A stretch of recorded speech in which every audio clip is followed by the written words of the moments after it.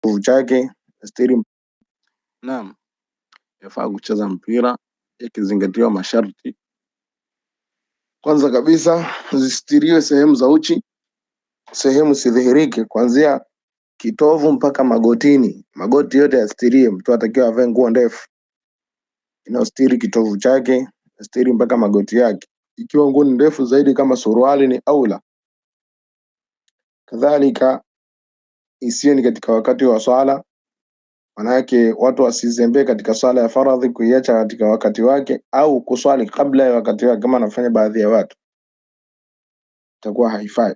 Na kushindana baina ya chuo na chuo itafaa pia kwa masharti, manake ikiwa hakuna uadui baina yao, yani wanacheza tu kwa kujifurahisha, sio kwa uadui, lengo ni kwa ajili ya afya na mazoezi, sio kwamba wana uadui, au hakuna kuumizana kwa makusudi ndani yake, kwa sababu kuna watu wanacheza mwisho wa siku wanakuwa ni uadui baina yao, hawa na hawa wanakasirikiana mle ndani, vurugu. Itakuwa jambo hilo halifai na itakuwa wakati huo haifai kucheza mpira huo. Kadhalika